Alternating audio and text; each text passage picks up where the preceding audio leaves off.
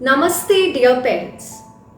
As we all know, spine not only gives our body a structure and support, but also allows us to move freely and bend with flexibility. Now that we are all working from home, sitting throughout the day can have some serious effects on our spine. Today, we welcome Dr. Raghavendra Rao, a spine surgeon, to give us some valuable tips on how to take care of our spine. In this age of online classes and usage of smartphones by kids and computers, and also the number of hours they sit in front of the desktop, I think apart from education, the parent is most worried about the child's posture. Now, by posture, what do we mean, and what are the bad effects of a bad posture? How should the good posture be? And what are the steps you can ask your child or you can implement in your child to improve the posture? Let's take a look at that. Now,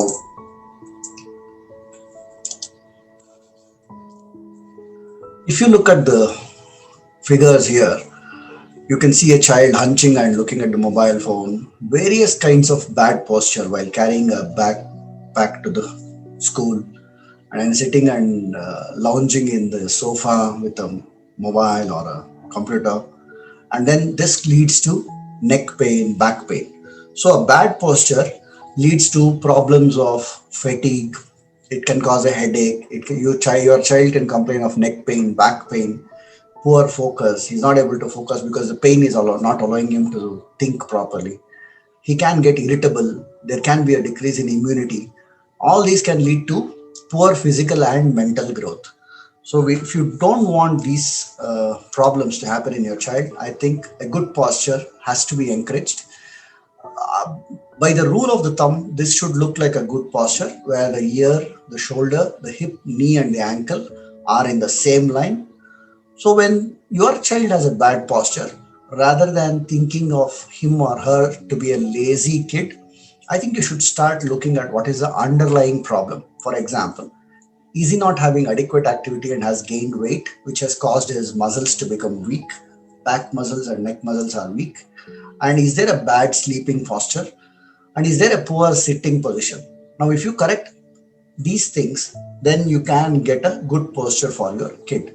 Now, the first thing to do towards that would be to have a good physical activity regimen in the day. We've all known that all studies and no play makes Jack a dull boy. So keep your Jack active. Let him do all the activity that is required. Encourage exercises, swinging, skipping, cycling, running, whatever the child likes, encourage the physical activity. After that, get him into a good uh, exercise regimen. With you can introduce yoga to increase the variety and make the keep the kid interested in exercises. So a yoga session would be very helpful towards maintaining the flexibility and also the balance of the body. This is the one of the best. They say that Surya Namaskar almost includes all muscles of the back and the neck to keep the child in a good posture and healthy. You can also introduce some exercises to your child like planks or push-ups or crunches, cycling, lunges, running. Doesn't matter what the kid is interested, swimming. So keep him physically active in these exercises as much as the child wants. Then when it comes to sitting in front of the computer for the online classes, introduce a good posture where the desktop is at the level of the eyes, and then there is an angulation between the elbows correctly, and use a mouse rather than a laptop touchpad, and then keep the legs relaxed. If the child is having a height problem, you can introduce blocks under the legs so that the legs are not hanging, and also under the hips so that the height comes to the level of the screen. So, this way it keeps the spine clearly aligned in a way that it does not cause back pain even after half an hour of an online class. You can inculcate some things in a child so that he picks up the objects rightly as shown in the figure. Rather than bending at the hip, he can bend at the knee and then pick up the object. Rather than slouching and walking, he can walk with the erect back and a neck which is straight. Sitting, of course, we have spoken about it. Watching a TV in a slouched position is one of the most common causes for a back pain and bad posture. Incorrect bag usage. See, the weight of the book should not be more than 10 to 15% of the body weight of the child. So if your child is 20 kilos, don't put in a bag more than 2 kgs of books. So all the heavy books should be packed in the bag such that they come towards the spine, and the lighter books can go um, farther away from the spine. Have wide straps for the bag and keep it less than 15 to 20% or maximum 20% of the body weight. Now, if you have done all these things and still your kid has a bad posture, then I think you should consult an orthopedic doctor and see if there is any structural or any other problem in the bone. Now, that is one of the most important things where some kids have a spinal deformity like scoliosis or kyphosis, which can lead to bad posture. Now, with that in mind, you don't have to keep pushing your kid for exercises, swimming, yoga, cycling, thinking that it's a muscular problem, whereas actually it is a structural problem. So, better to inculcate that in your mind and take the kid to a doctor once you've done all these things and you're not able to figure out what the problem is. At the end of the day, we want a healthy mind with a healthy body in the child.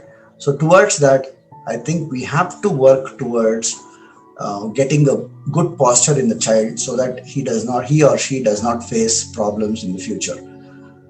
I hope this answers most of the parents' questions and things on uh, posture. I wish kids also to see these videos or the information in this video so that they get an idea. They should keep looking at themselves in the mirror. How are they sitting? How are they standing? The awareness of each part of the body is very important. Teach them how they have to stand or sit in certain positions. So, with this, I think we should have the scope for a healthy mind in a healthy body. Thank you. Thank you so much, sir. It was indeed an inspiring, informative, and an amazing session. And by following your advice, I'm sure we will restore and maintain our spinal health. Thank you.